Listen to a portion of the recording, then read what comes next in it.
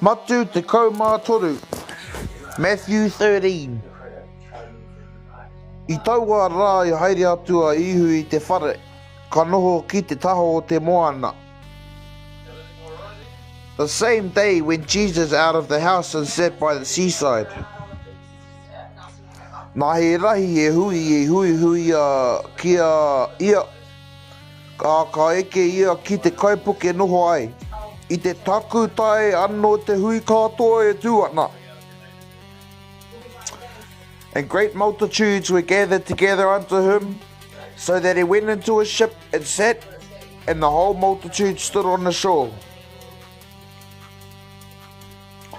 A he maha ana kōrero kia rātou, he mea whakarite, e mea ia, nā e haere te kairui ki te rui. And he spake many things unto them in parables, saying, Behold, a sower went forth to sow. Ia e rui ana, ka ngā horo e tahi o ngā purapura ki te taho o te ara, a ko te rerenga mai o ngā manu, kai ngā ake. And when he sowed, some seed fell by the wayside, and the fowls came and devoured them up. Ko e tahi ngā horo ki ngā wai kāmaka, ki ngā wai kihai nui te one, nā pī tonu ake, kaore hoki hoho nui te one. Some fell upon stony places where they had not much earth, and forthwith they sprung up, because they had no deepness of earth. Anō te whitinga o te rā, ngaua iho, anō te mea kaore e pūtake, me menge noa iho. And when the sun was up, they were scorched, and because they had no root, they withered away. Ko e tahi ngā horo ki roto ki ngā tātara moa, anō te tūpunga ake o ngā tātara moa, ka wāwāo tia ana a ngā purapura. And some fell among thorns, and the thorns sprung up and choked them. Ko e tahi ngā horo ki te one pai, a ka hua no e tahi ko tahi rau, no e tahi ono te kau, no e tahi e turu te kau.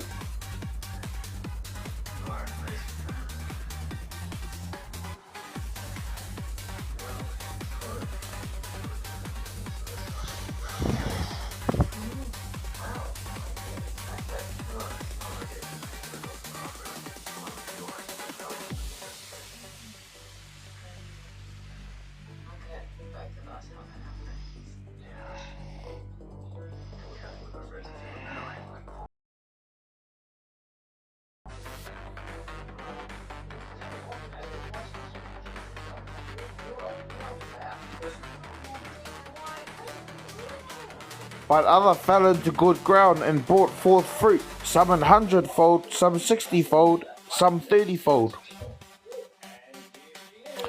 Ki te whae taringa te tai hei whakarongo kia rongo ia.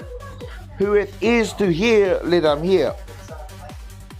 A ka haere ngā ākonga ka mea kia ia. He aha koe I kōrero whakarite tonu ai ki a rātou. And the disciples came and said unto him, Why speakest thou unto them in parables? Nā ka whakahoki ia ki a rātou ka mea. No te mea kua hoa atu ki a koutou te mātauranga ki ngā mea ngaro o te rangatiratanga o te rangi. Ki a rātou ia kaori hoa atu.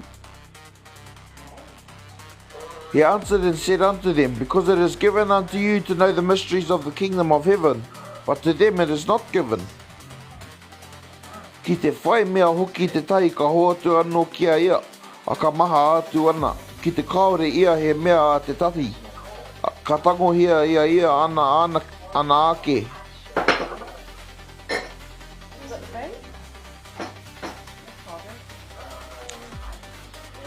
For whosoever hath, to him shall be given, and he shall have more abundance. But whosoever hath not, from him shall be taken away even that he hath. Nā reira e nei kupu whakarite aku ki a rātou. No te mea kite rawa rātou, a kaore e kite, rongo rawa, kaore huki e mātou. Therefore speak I to them in parables, because they seeing see not, and hearing they hear not, neither do they understand. A ka rite e a rātou te poropititanga ihaia, I mea nei, rongo noa koutou, kaore e mātou titiro noa koutou, kaore e kite. And in them is fulfilled the prophecy of Isaiah, which saith, By hearing ye shall hear, and shall not understand, and seeing ye shall see, and shall not perceive.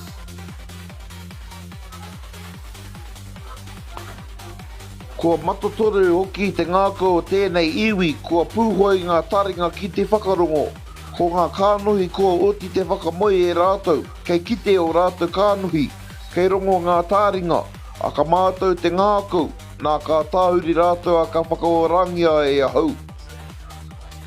For this people's heart is waxed gross, and their eyes are dull of hearing, and their eyes have closed, lest at any time they should see with their eyes and hear with their ears, and should understand with their heart, and should be converted, and I should heal them. Ka kua ia o koutou kānohi no te mea ka kite, o koutou taringa hoki no te mea ka rongo. But blessed are your eyes, for they see, and your ears, for they hear. He pono hoki tāku e mea nei kia koutou, e toko maha ngā poropiti.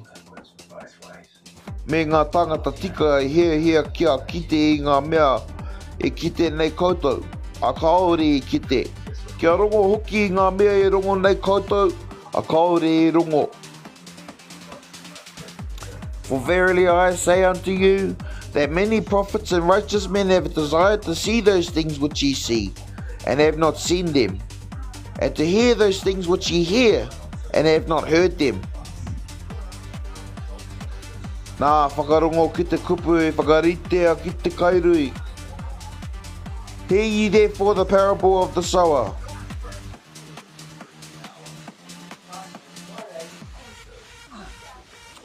Ki te rongo o te tai ki te kupu o te rangatiratanga, a e kore e mātou, nā ka haere mai te wairua kino, ka kapo I te mea ka oti nā te rui ki tōna ngākau, ko te tangata tēnei ngā purapura I te taha o te ara. When anyone heareth the word of the kingdom and understandeth it not, then cometh the wicked one, and catcheth away that which was sown in his heart. This is he which receives seed by the wayside. Ko te tangata I ngā purapura I ngā wai ko atu, ko te tangata I rongo ki te kupu, a hohoro tonu te tango, hari tonu. But he that receives the seed into stony places, the same as he that heareth the word, and anon with joy receiveth it. O tia kaore o nā pakiaka I roto ia ia, E mau noa ana mo te wā poto, ano te panga o te whakapāwera, o te whakatoi rānei, mo te kupu nā he tonu iho. Yet hath he not rooted himself, but dureth for a while, for when tribulation or persecution ariseth because of the word, by and by he is offended. Ko te tangata I ngā purapura, I wainga tātara moa. Ko te tangata tēnā I rongo ki te kupu, a ko te whakaaronga ki tēnei ao. Me te hangaru o ngā taonga, he whakawāwā, hei whakako wāwā I te kupu, a kore ake he hua. He also that receives seed among the thorns is he that heareth the word, and the care of this world, and the deceitfulness of riches, choke the word, and he becometh unfruitful. Ko te tangata I ngā purapura I te one pai.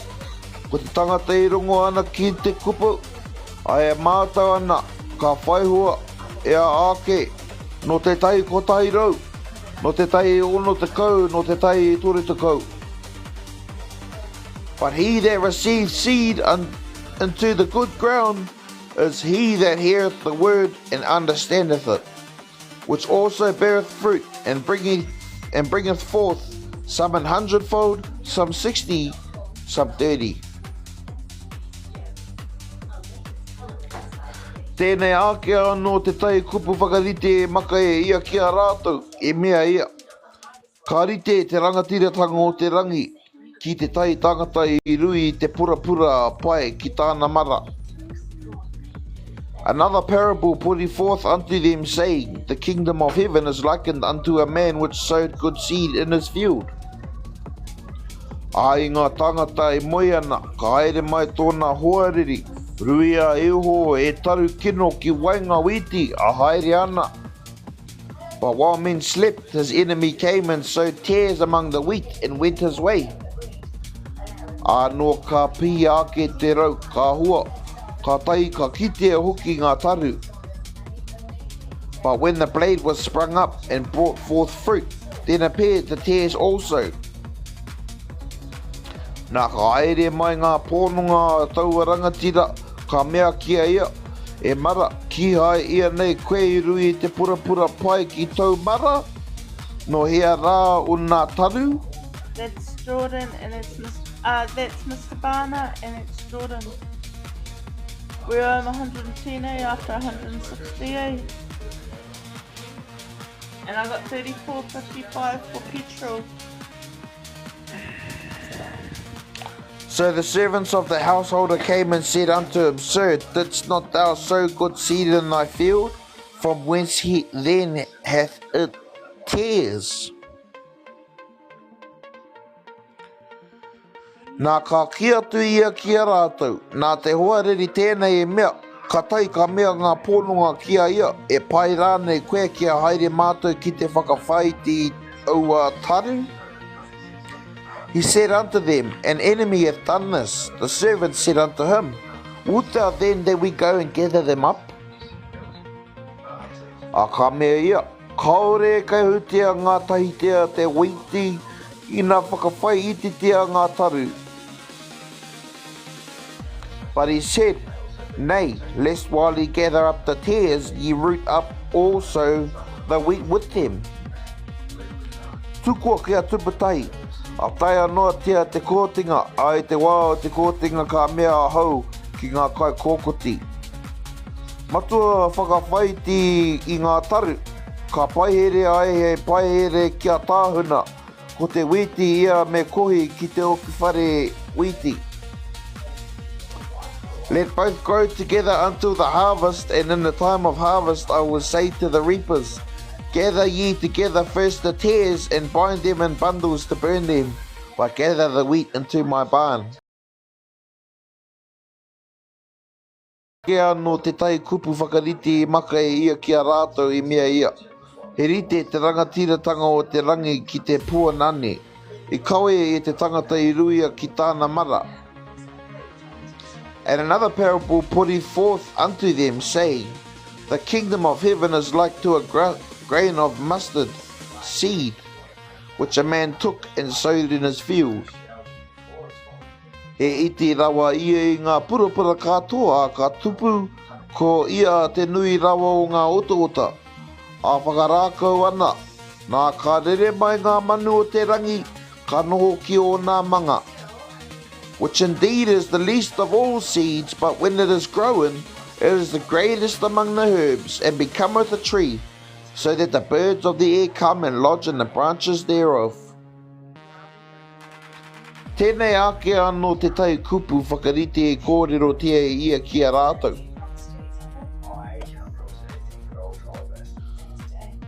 He rite te rangatiratanga o te rangi ki te rewena I tangohia e te tai wahine. A whaongia ana ki roto ki ngā mehua parawa e toru, no ka rewena tia katoa tia.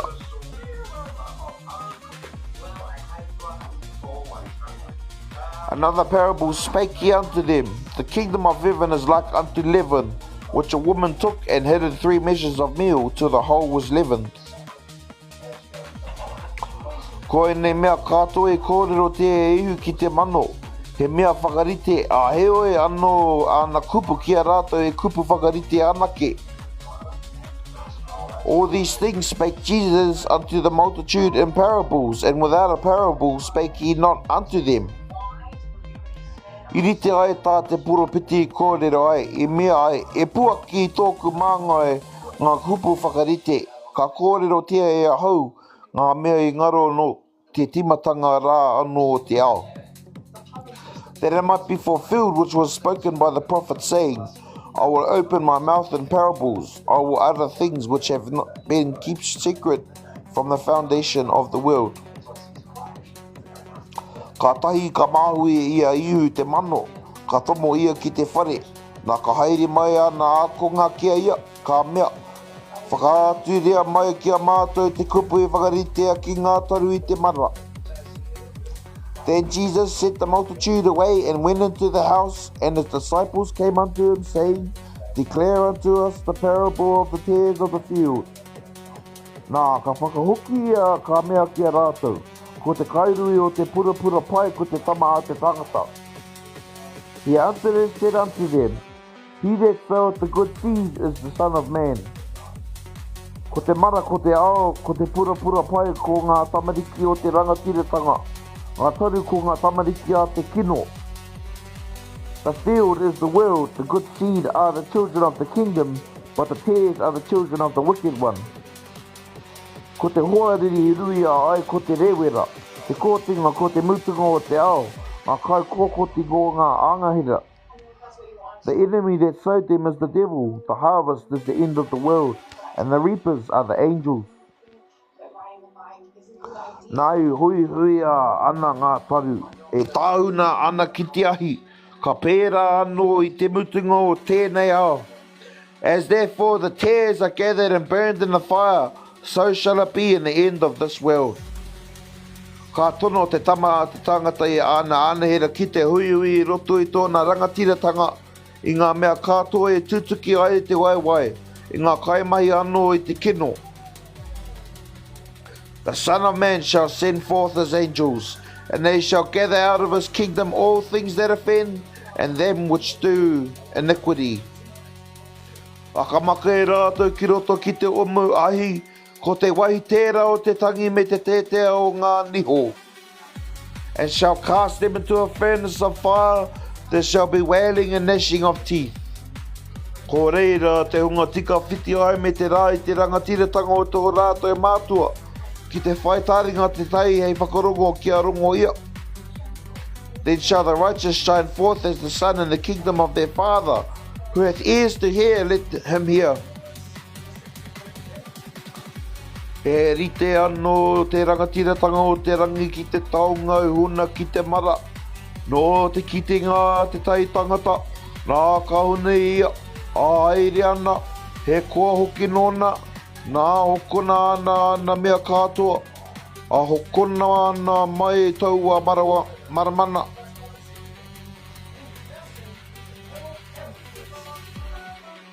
Again, the kingdom of heaven is like unto treasure hid in a field, the which, When a man hath found, he hideth, and for joy therefore goeth, and selleth all that he hath, and buyeth that field. He rite anō te rangatira tango o te rangi ki te kai hoko e rapu ane I ngā peara pāpai. Again, the kingdom of heaven is like unto a merchant man seeking goodly pearls. Anō tōna kitinga I te tai peara utunui, haere ana, hokona ana mea katoa, a hokona ana mai taua peara mana. Who, when he had found one pearl of great price, went and sold all that he had and bought it. He rite anō te rangatira tango o te rangi ki te kūpinga e tukua ki te moana, a hawa ana he ika o ia ahua. Again, the kingdom of heaven is like unto a net that was cast into the sea and gathered of every kind. A ka ki ka kumia ki uta, a no ana koia ana ngā ika pāpai ki ngā kete, ko ngā mea kikino ia I a kiritia ki waho. Which when it was full, they drew to shore and sat down and gathered the good into vessels, but cast the bad away. Ka pērā anō a te mutunga o te ao, ka haerenga ānehera ka wewehe I te unga kino I roto I te unga tika. So shall it be at the end of the world, the angels shall come forth and sever the wicked from among the just. A ka maka ia rātou ki roto ki te umuahi, ko te waitera o te tangi o te tetea o ngā niho. And shall cast them into the furnace of fire, there shall be wailing and gnashing of teeth. Ka mea ihu kia rātou, kua mātou rāne, koutou kia nei mea kātoa. Ka mea rātou kia ia, ai e te āriki. Jesus saith unto them, Have ye understood all these things? They say unto him, Yea, Lord.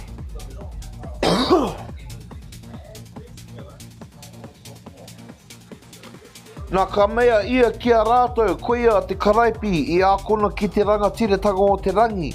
I rite ai ki te tai rangatira whare whakaputa mai ana I ngā mea hou, I ngā mea tāwhito, I roto I tāna toa. Then said he unto them, Therefore every scribe which is instructed unto the kingdom of heaven is like unto a man that is an householder, which bringeth forth out of his treasure things new and old. A ka mutu ne kupu whakarite a ihu ka haere atu ia I reira. And it came to pass that when Jesus had finished his parables, he departed thence. A ka tai ki tōna kainga tupu ka ako ia rātou I roto I tō rātou whare karakia. A miaro noa rātou ka mea, no hea nei whakaaro nui me ngā Amerikara tēnei tangata. And when he was come into his own country, he taught them in their synagogue, insomuch that they were astonished and said, Whence had this man this wisdom and these mighty works? E hara ia nei tēnei te tama te kāmura, he taka ia nei ko meri te ingoa o tōna whaia, ko hemi o ki rātou ko hohepa, ko haimona, ko hura ona teina. Is not this the carpenter's son? Is not his mother called Mary, and his brethren James and Joseph and Simon and Judas? Me ona tuahine kaore ia nei rātou kātua e tātou nei. No hea rā e nei mea kātua tēnei tangata. And his sisters, are they not all with us? Whence then hath this man all these things? He oe ka he rātou kia ia, o tera ka mea ihu kia rātou. Kei tōna kainga, kei tōna whare anake te poropiti hapa ai te honore. And they were offended in him, but Jesus said unto them, A prophet is not without honor, save in his own country and in his own house.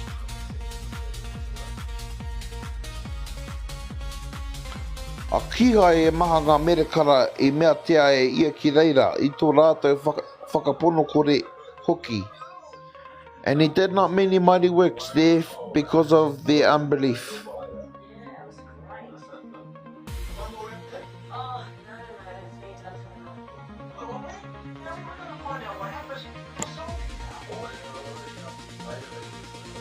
Matiu te kau mā whā. Matthew 14.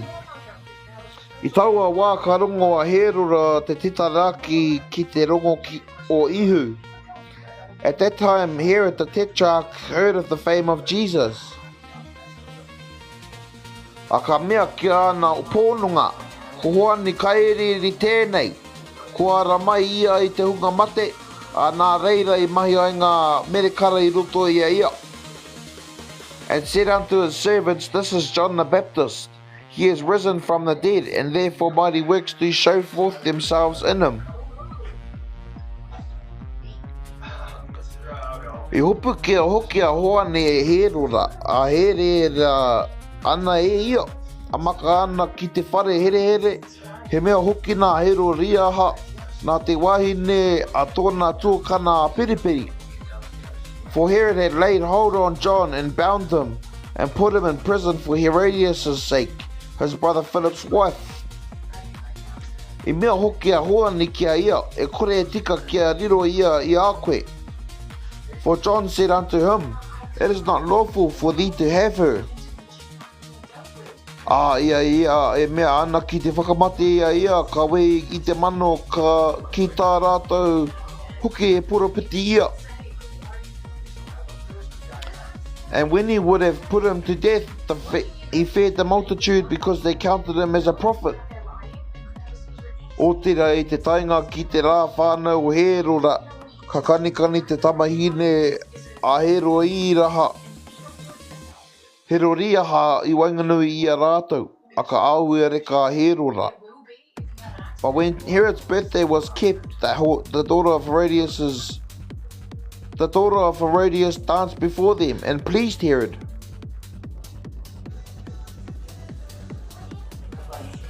Ka tai ia ka mea kia ia o ati rawa, kia o atu kia ia tāna mea e tonu ai. Whereupon he promised with an oath to give her whatsoever she would ask. Nā he mea whakakiki ia nā tōna whaia ka mea, ho mai ki kōne kia hau I runga I te rehi te mātinga o hoani ka eri. And she, being before instructed of her mother, said, Give me here John Baptist's head in a charger. He oe ka paure te kingi, o te e whakaro ia ki te oati, ki te hunga hoki e noho tai ana me ia, a ka mea kia hoatu. And the king was sorry, nevertheless for the oath's sake, and them which sat with him at meat, he commanded it be given her. Nā ka tono tangata ia, a pautoa ana te mātinga o hoani I roto e te whare here. And he sent and beheaded John in the prison. Ai mauria tōna mātinga I runga I te rehi, I hoatu ki te kōtero, kawe atu ana e ia ki tōna whaia. And his head was brought in a charger and given to the damsel, and she brought it to her mother. Nā ka haere ana ākunga ka tango I te tinana, a tanu mea ana I a rātou a haere ana, kōrero ana ki a ihu. And his disciples came and took up the body and burned it, and went and told Jesus.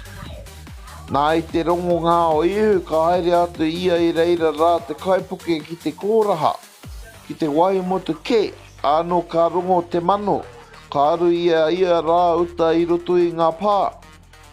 When Jesus heard of it, he departed thence by ship into a desert place apart. And when the people had heard thereof, they followed him out on foot out of the cities. A ka puta atu a ihu, ka kite e te hui ngā nui, ka aroha ia kia rātou a whakaorangi ana e ia o rātou tūroro.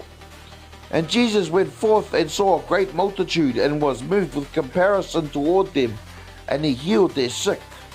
Ano ka ahi ka haere atu ana ākonga kia ia, ka mea, he waikoraha tēnei, kua heke noa atu te rā, tonua atu te mano, kia haere ai rātou ki ngā kainga ki te hoko kai mā rātou. And when it was evening, his disciples came to him, saying, This is a desert place, and the time is now past. Send the multitude away, that they may go into the villages and buy themselves victuals. Anō rā ko ihu kia rātou, kaore e mea e aere ai rātou. Mā koutou e hoatu e kai mai rātou. But Jesus said unto them, They need not depart, give ye them to eat. Ka mea rātou kia ia, he oe anō a mātou I kōnei, e rima ngā taro, e rua huki ngā ika. And they say unto him, We have here but 5 loaves and 2 fishes. Nā ka mea ia, mauria mai ki kōnei kia hau. He said, Bring them hither to me. Nā ka mea ia ki te mano kia noho ki runga I te taritaru. Ka mau I ngā taro e rima, I ngā ika hoki e rua ka titiro ki runga ki te rangi. Ka whakapai, ka whawhati. A hoatu ana e ia ngā taro ki ngā ākonga, nā ngā ākonga ki te mano. And he commanded the multitude to sit down on the grass, and took the 5 loaves and the 2 fishes, and looking up to heaven, he blessed and brake and gave the loaves to his disciples, and the disciples to the multitude. A kai katoa ana rātou, a ka mākona, a ko tai te kaumārua ngā kete I kōhia ake e rātou. Ki tonu e ngā whati ngā I tui. And they did all eat and were filled, and they took up of the fragments that remained 12 baskets full. Ko te hunge kai rā me te mea e rima ngano ngā tāne, kaunga ngā wāhine me ngā tamariki. And they that had eaten were about 5,000 men, beside women and children. Nā haki tonu a ihu I ana akonga kia eke ki te kaipuke, kia whakawhiti I mua ia ki tā wahi, ia e tuku ana I ngā mano kia haere. And straightway Jesus constrained his disciples to get into a ship, and to go before him unto the other side, while he sent the multitudes away. A ka oti te mano o te tuku, ka kake ia ki runga ki te maunga ki te wai motu ke ki te inoi, nā kua ahi, a ko ia anake I reira.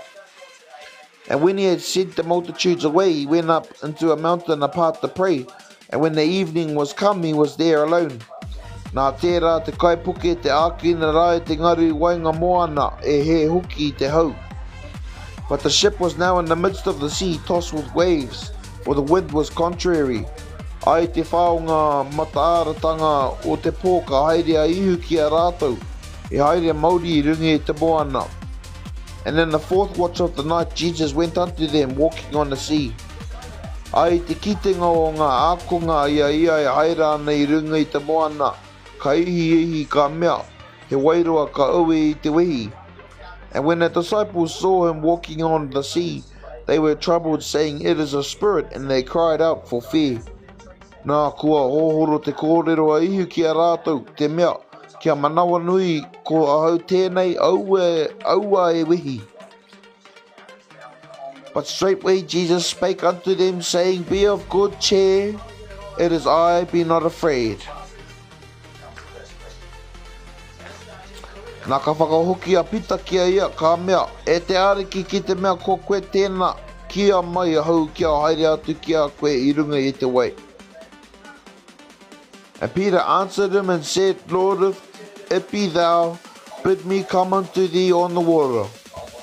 Nā ka mea ia haere mai, a ka maarere atu a pita I te kaipuke, ka haere I runga I te wai, kia tai ai kia ihu.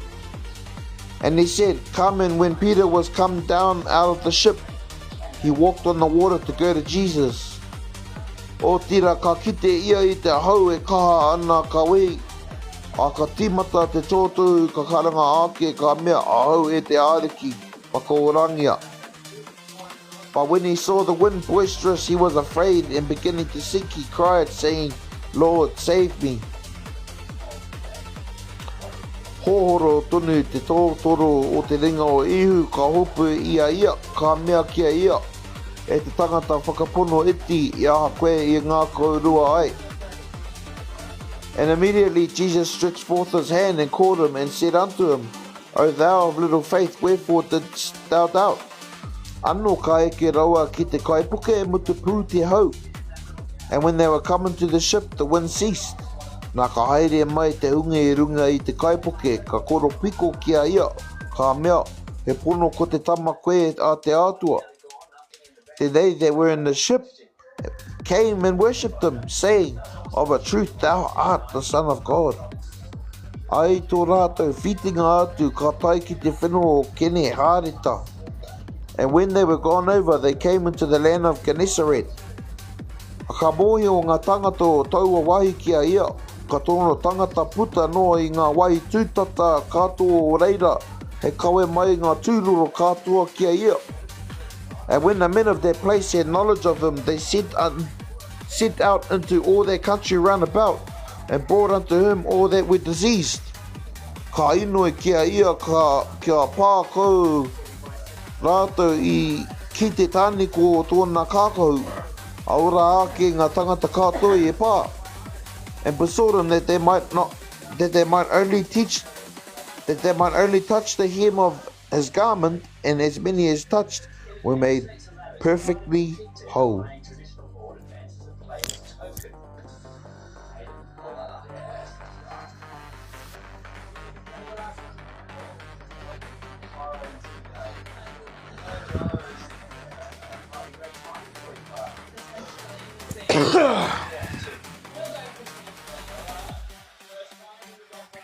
Love you, baby. Love you too, my darling.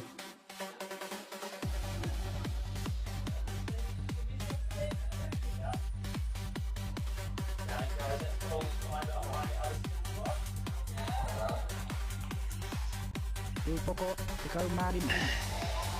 Nā ka haere te ihu e tahi karaipi, me tahi pārihi, no hiru hārama, ka mea.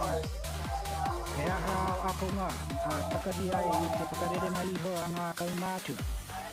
Ka hore hoki rātou e horoi I o rātou ringa, I ngā kaitara. Nā ka whakotia, ka mea kia rātou. E aha hoki waihoai e koutou, tā koutou pakarere mai iho.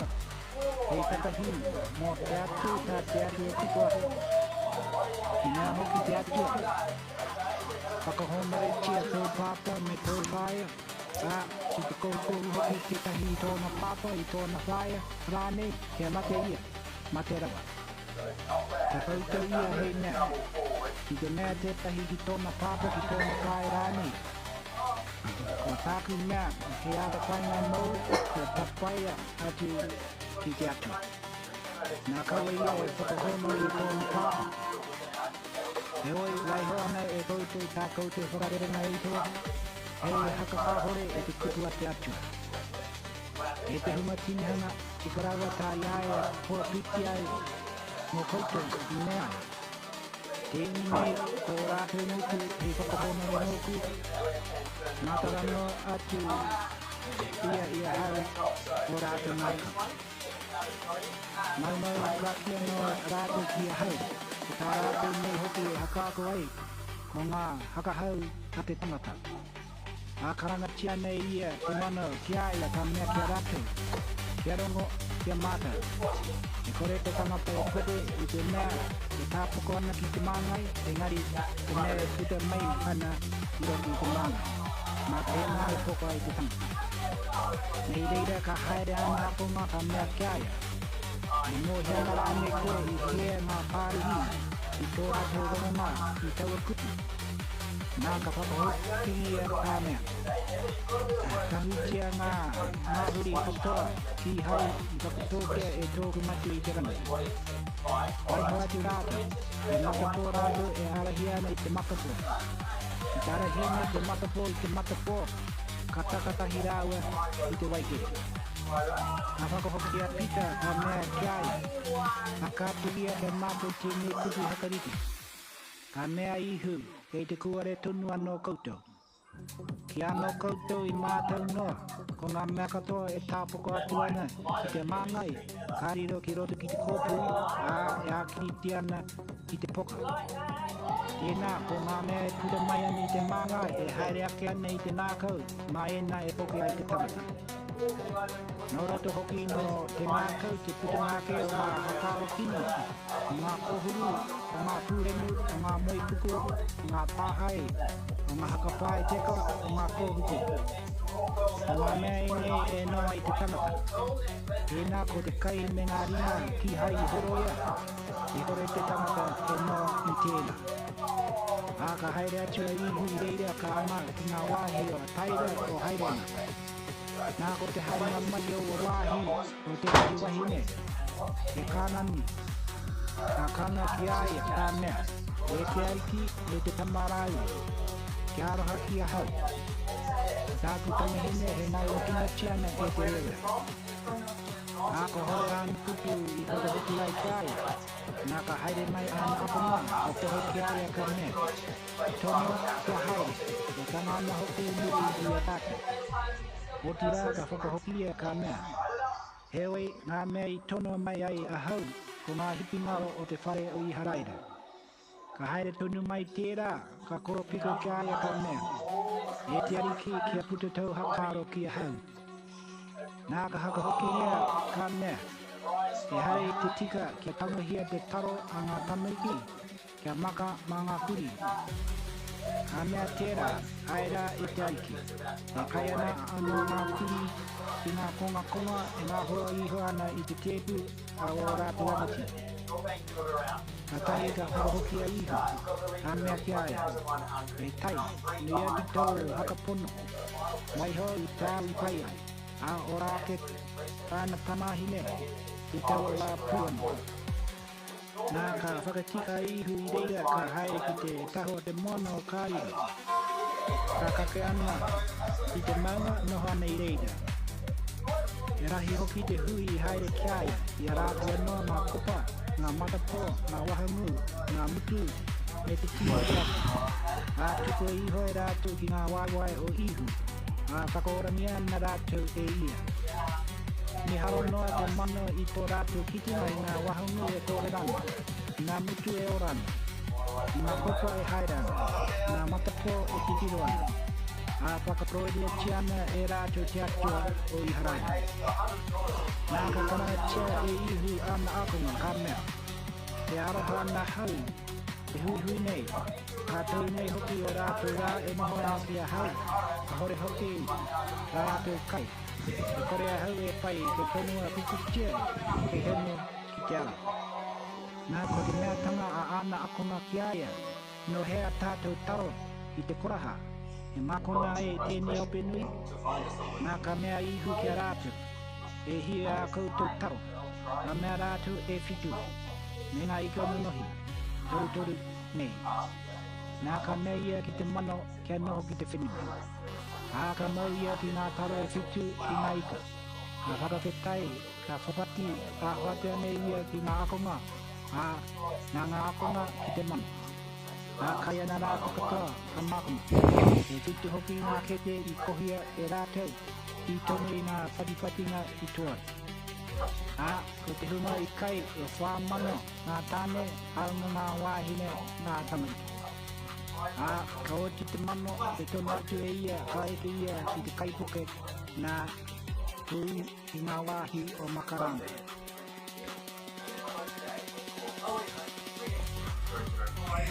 And they did all eat and were filled.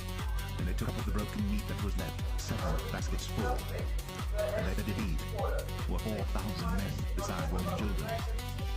And he sent away the multitude, and took ship, and come forth from Lot.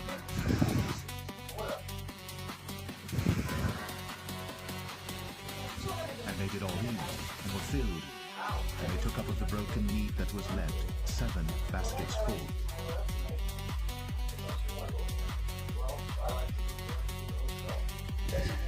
Then came to Jesus scribes and Pharisees which were in Jerusalem, saying, Why do thy disciples transgress the tradition of the elders? For they wash not their hands when they eat bread. But he answered and said unto them, Why do ye also transgress the commandment of God by your tradition? For God commanded, saying, Honor thy father and mother, and he that curseth father or mother, let him die the death.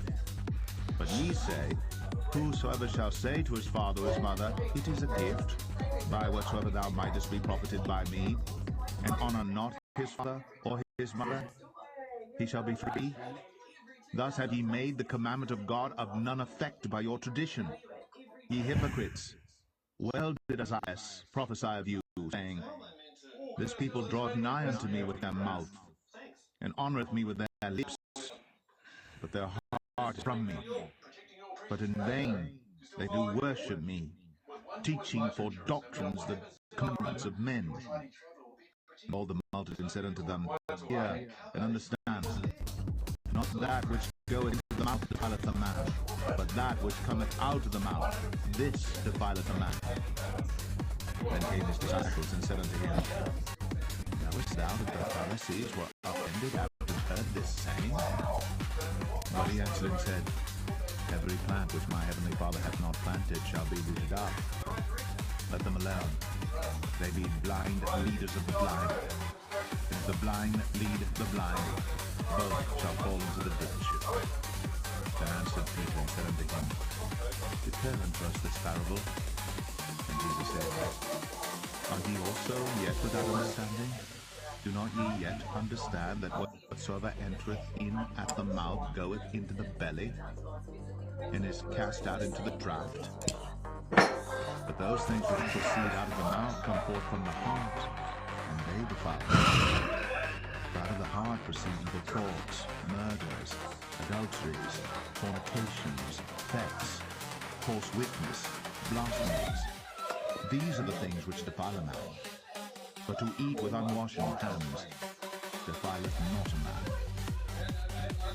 Then Jesus went out and departed into the coasts of Tyre and Sidon, and behold, a woman of Canaan came out of the same coasts, and cried unto him, saying, Have mercy on me, O Lord, thou son of David, my daughter is vexed with the devil. But he answered him not a word. And his disciples came and besought him, saying, Send her away, for she cried after us. But he answered and said, I am not sent but unto the lost sheep of the house of Israel.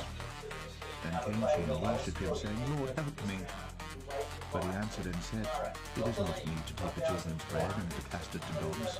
And she said, Truth, Lord, if the dogs eat of the crumbs which fall from their master's table. Then Jesus answered and said unto her, O woman, great is thy faith. Be it unto thee even as thou wilt. And her daughter was made whole in that very hour. And Jesus departed from thence, and came nigh unto the sea of Galilee. Then went up into a mountain, and sat down there. And great multitudes came unto him, having with them those that were lame, blind, dumb, maimed, and many others, and cast them down at Jesus' feet. And he healed them. Insomuch that the multitude wondered when they saw the dumb to speak, and maimed to behold, the lame to walk, and the blind to see. And they glorified the God of Israel.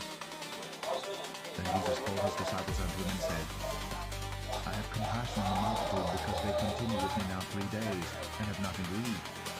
And I will not send them away fasting, lest they faint in the way. And his disciples say unto him, Whence should we have so much bread in the wilderness as to fill so great a multitude?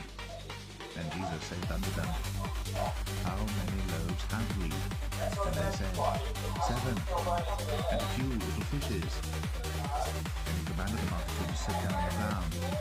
And he took the 7 loaves and the fishes, and gave thanks, and brake them, and gave to his disciples. And the disciples gave the multitude. And they did all eat, and were filled. And they took up of the broken meat that was left 7 baskets full. And they that did eat were 4,000 men, beside women and children. And he sent away the multitude, and took ship, and came into the coasts of Magdala.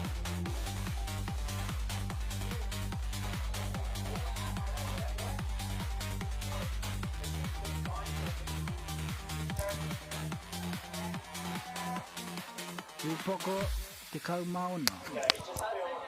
Nā ka haere mai ngā pārihi me ngā haruki ka whakamātautau ka tono kia whakakite ia ki a rātou te tahi tohu I te rangi. Nā ka whakahoki ia ka mea ki a rātou.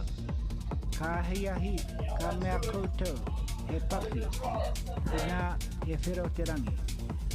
Ai te ata he āwha ene. He whero nei te rangi. E tukuku ana. E te hunga tinihanga, e mātou ana koutou ki te titiro ki te mato o te rangi, e taia e koutou ngā tohu o ngā tainga. E rapu tohu ana, e haka tupuranga kino, kurunu. He oi anō tohu e hoatu ki a rātou, ko te tohu o hona koropiti. Nā whakarerea ana rātou e ia a hariana. Nā kaunga ana ki te rātaha, o wareware ki te mau taro atu. Nā ka mea ihu te rātou, kia mahara, kia tipato, o te rewina, ana pāri, ana haruki. Nā ka kōrero rātou, kia rātou anō ka mea, no te mea ka o tātou mau taro mai. Nā ka mō te ihu ka mea te rātou. Ia ha koutou ka kōrero ai te koutou, e te hama hakapone iti, no te mea ki hai i maua mai he taro e koutou. Ki ana koutou i mātou no, ki ana koutou i mahara ki ngā taro e rima a ngā mano e rima, i te maha hoki o ngā kete i riro i a koutou. Ki ngā taro hoki e whitu, a ngā mano e whā, i te maha no o ngā kete i riro i a koutou. Ia ha koutou te mātou ai, e hare i te mea na te tau, Tapu mea e, ka koutou, kia whipato i te rewena a ngā pārihi, a ngā haruki. A tahi rātou ka mātou ki hai ia, i mea e whipato i te rewena o te wharo. Engari ki te ako a ngā pārihi, a ngā haruki. A taia ihu ki ngā wāhi o hiharia, piripai, kau ia ki ana akonga, ka mea. O wai rā hau, i tama te tangata, i tā ngā tāngata te. Nā ka mea rātou, i tā etahi ko whānu kai ui, i tā etahi ko irai, i tā etahi ko here mai, ko e tetahi rānei o ngā pōre. Nā mea ia kia rātou, a ki tā koutou ko waiaha. Nā ka whakahoki a hai mana pita ka mea, o te karaiti koe, o te tama te atua ora. Nā ka whakahoki a ihu, ka mea ki aia, ka koa koe e hai mana parahona.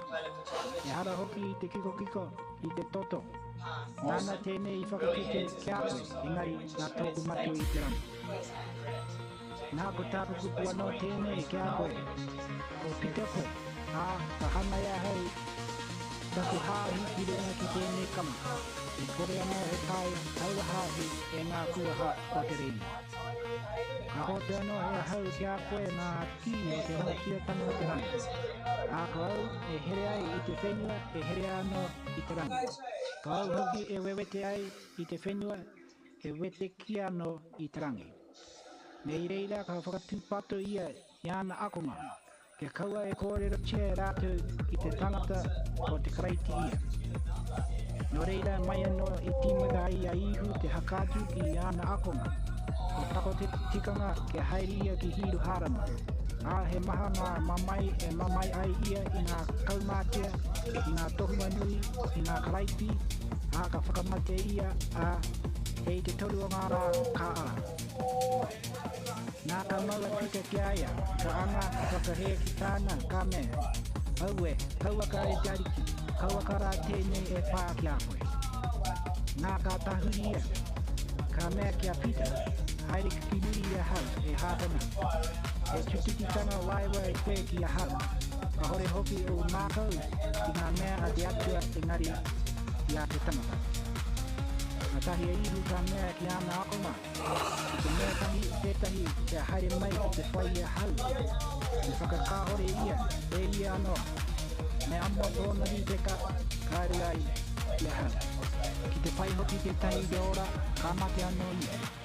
I te mate tētahi moni hakaro ki a hau ka kiti anō ia i te ora.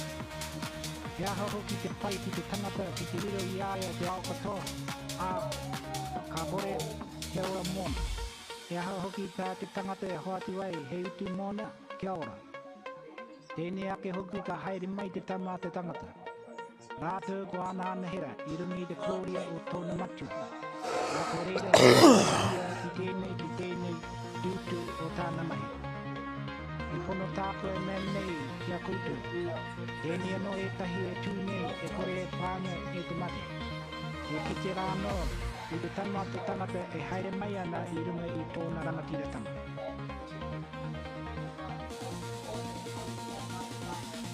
Pupoko te kaumāwhitu. A ka pahue ngā rā e ono ka mau a ihu kia pita kia heni rā o tōna teina ko hani nā kawe ana rāto e ia ki runga ki. Matthew 16. The Pharisees also with the Sadducees came, and tempting desired him that he would show them a sign from heaven. He answered and said unto them, When it is evening, ye say, It will be fair weather, for the sky is red. And in the morning, It will be foul weather today, for the sky is red and lowering. O ye hypocrites, ye can discern the face of the sky, but can ye not discern the signs of the times?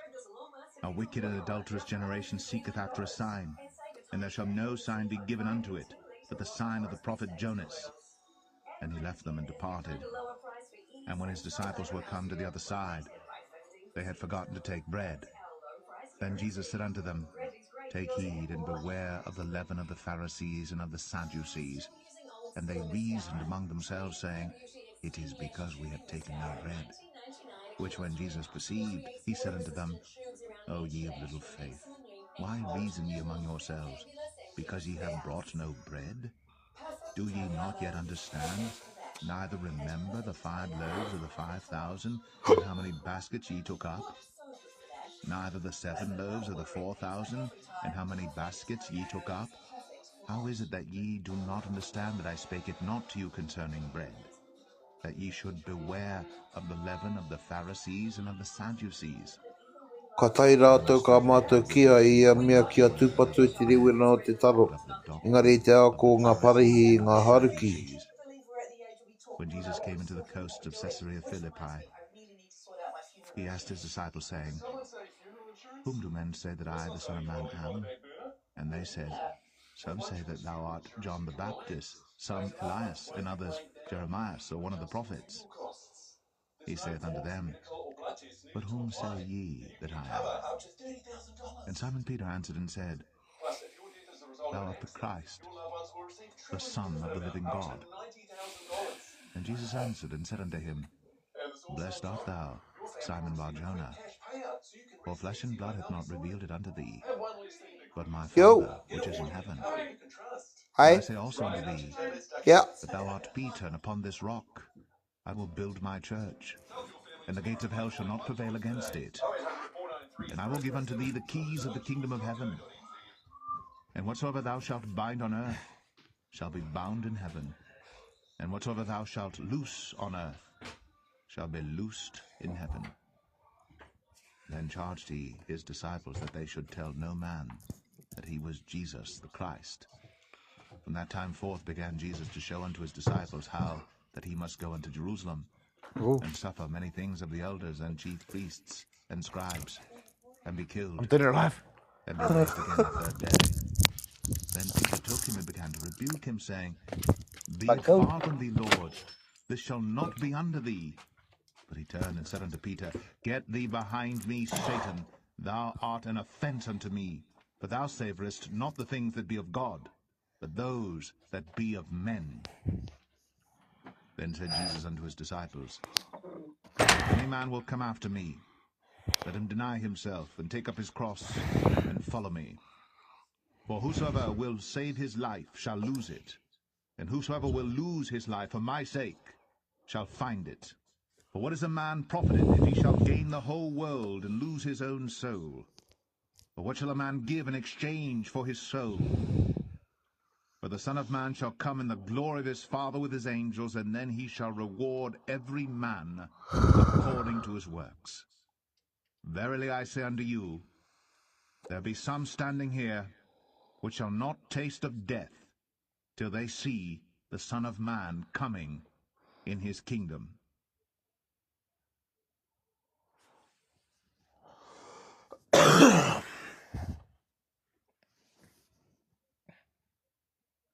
Matthew 17. And after 6 days Jesus taketh Peter, James, and John his brother, and Upoko te kaumawhitu. A ka pahuenga rā e ono ka mau a ihu kia Peter kia hemi rawa ko tōna teina ko hani. Nā kaweana rātou e ia ki runga ki tētahi maunga, tikitike ki te wāhi motuke. A aputake tōna aho I tō rātou aroaro. Peti konu tōna mata me te rā. Nā tonu o na kākahu me te marama. Nā ka ki te rātou a mohi rawa ko Iraia e kōrero rero ana ki aia. Ka tahi ka oho a pita, ka mea kia ihu. E te ariki, e pai e noho tāki kuni.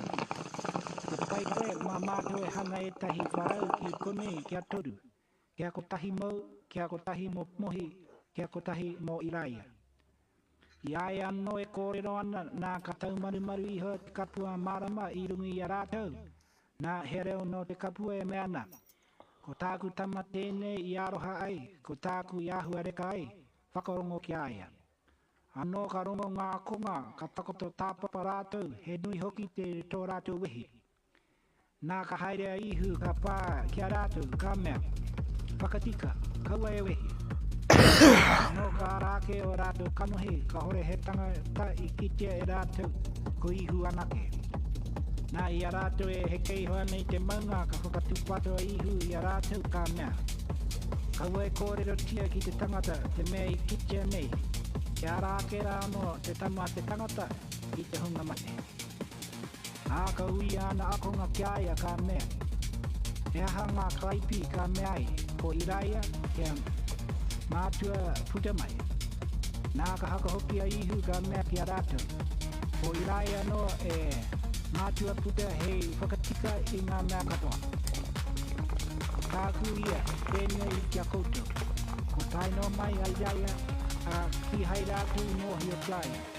E oi mea tia, ana e rātou, ki aia tā rātou i pai ai. E pērā no te tama te tangata, te mamai i rātou. A tahi ka mohi o ngā akonga, ko hoa ni kai iriri, tāni kōrero ai, kia rātou. A no ka tai rātou ki te mana, ka haere mai ki aia te tahi tangata, ka tūturi ngā turi, ki aia ka mea. E te ariki, ki aroha, tāku tama. E haurangi hokia, e kino tōna mamai. E maha hoki o na hinga nganga ki te kāpura, e maha ki te wai. Āki kaue ia e hau ki ao akonga, e oi ki hai ia i taia te hakaora e rātou. Nā auho a ihu ka mea, e tūri hakapono kore, arorite. E pehea te roho tōku noho ki a koutou. E pehea te roho tōku manawanui ki a koutou. Awe amai e pune ki a hau. Nā ka riria te rewara e ihu a puta ana i rote iaia a ora ake te maiti kai o wā tui ana. Nei reira ka haere tuku ngā konga ki a ihu ka mea. E ahara te ahei ai i a mātou te pei i aia ki waho. Nā ka mea ihu ki a rātou. Nā tō koutou hakapuni iti. E pono hoki tāku e mea nei ki a koutou. Te mea he hakapono tō koutou. Pērā ne tō te kuanani te rahi. Nā mea koutou ki te ni mauna. Neke atu kone ki te rawahi. Ā ka neke. Ka hore hoki he mea e kore e taia e koutou. Ko tira e kore e pura noa te pēnā. Mā te ino iano te, mā te mahupo. A i a rātou e noho anei kāriri ka mea ihu ki a rātou. Nea ke tuko te tama te tangata ki ngā ringa o ngā tāngata. A ka hakamatia e rātou a i te toru o ngā a nui atu tō rātou kauri. A no tō rātou tainga i kāpere nauma. Ka haere mai kia pita ngā kai purukohi te āke tikere. Ka mea. E kore ai anei. Thank you, Lord Jesus Christ. E haumai i te hāwhe tekere. Ka mea ia, e hotu anō. A no ka tāpuku ia ki te whare, ku ihu, kua kōrero ki aia kua mea. Ke heana tau hakaro e haimana. E tongo heana e ngā kini o te ao, ngā tākoha tānga me te tākoha tangata i awai. I a rātou ake tama. I a ngā tāngata ke a rāne. Ka mea pite ki aia. I a ngā tāngata ke. Nā ko te kia ngā ihu ki aia. Ha, pēnā ka haere noa ngā tamariki. Aho koa rā kei whai take, he mai rā te te tātou. Haere ki te moana, kuia te tahi matau, a kae ke te ika ngā tāmua, tangohia. Nā ka whakatū pera i tōna māngai. Ka kite ai koe i te tahi moni. Tangohia pēnā, ka hoatu kia rātou, hei mea mōku mōu. Koko e kaumawari. te ora waka hae mai na ako ma kia ihu ka mea.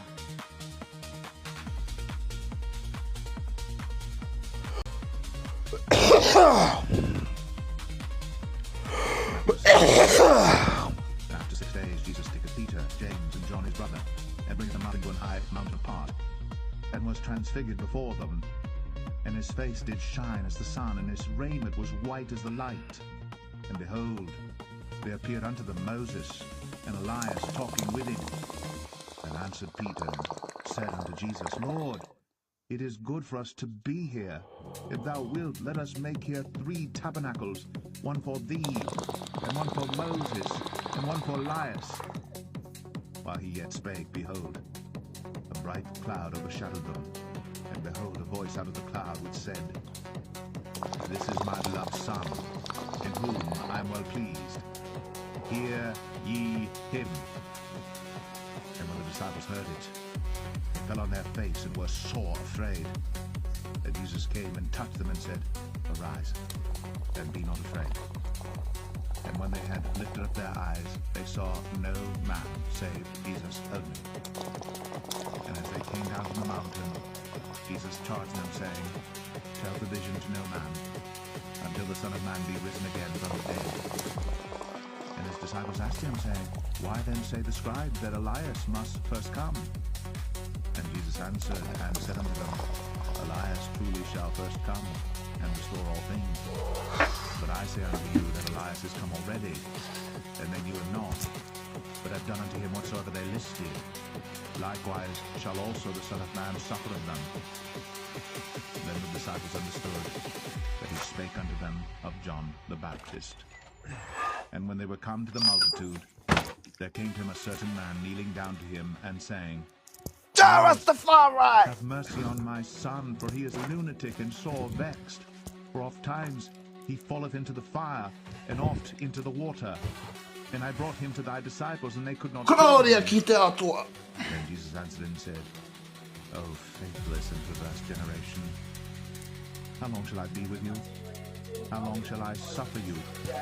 Bring him hither to me. Jesus rebuked the devil, and he departed out of him. And the child was cured from that very hour. Then came the disciples to Jesus apart, and said, Why could not we cast him out? And Jesus said unto them, Because of your unbelief. For verily I say unto you, if ye have faith as a grain of mustard seed, ye shall say unto this mountain, Remove hence to yonder place, and it shall remove, and nothing shall be impossible unto you. Howbeit this kind work not out, but by prayer and fasting. And while they abode in Galilee, Jesus said unto them, The Son of Man shall be betrayed into the hands of men, and they shall kill him, and the third day he shall be raised again. And they were exceeding sorry. And when they were come to Capernaum, they received a tribute money, and came to Peter and said, Doth not your master pay tribute? He saith, Yes. And when he was come into the house, Jesus prevented him, saying, What thinkest thou, Simon, of whom do the kings of the earth take custom or tribute? Of their own children, or of strangers? Peter saith unto him, Of strangers. Jesus saith unto him, Then are the children free. Notwithstanding, lest we should offend them, go thou to the sea, and cast an hook, and take up the fish that first cometh up. And when thou hast opened his mouth, thou shalt find a piece of money. That take, and give unto them for me and thee.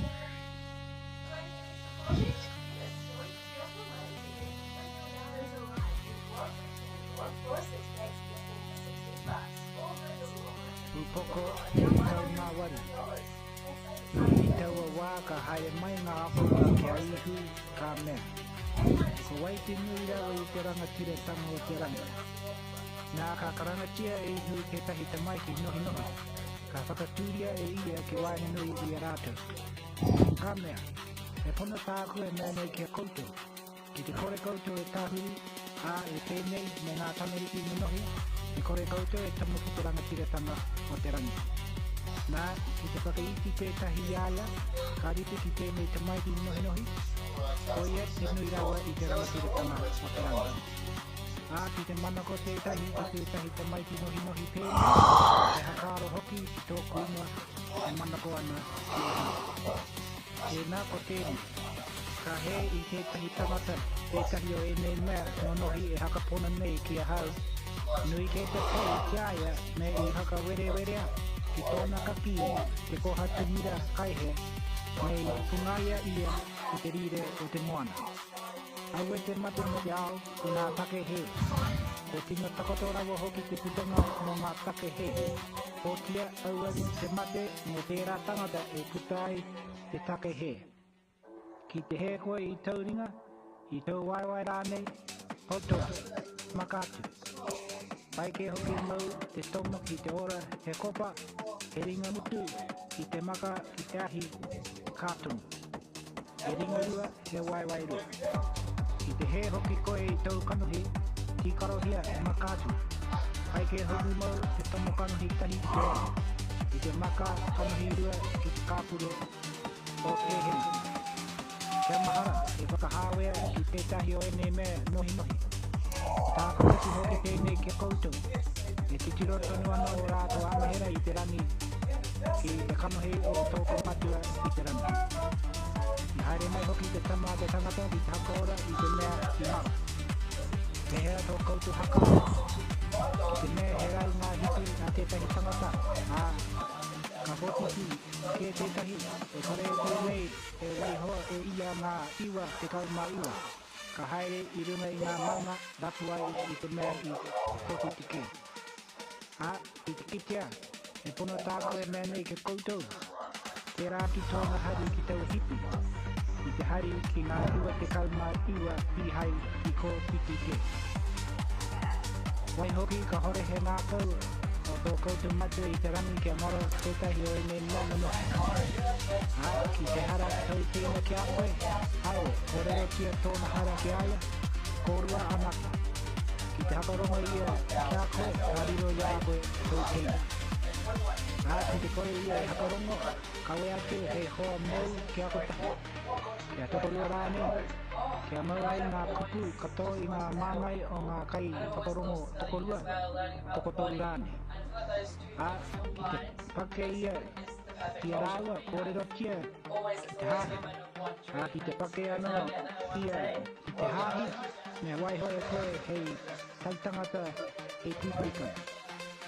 E pono tākua nei kia koutu. Ngā koutou e here ai I te whenua e here anō ki te rangi. Ngā koutou e wete ai I te whenua e wete kia anō ki te rangi. Tēnei anō tāku kupu kia koutou.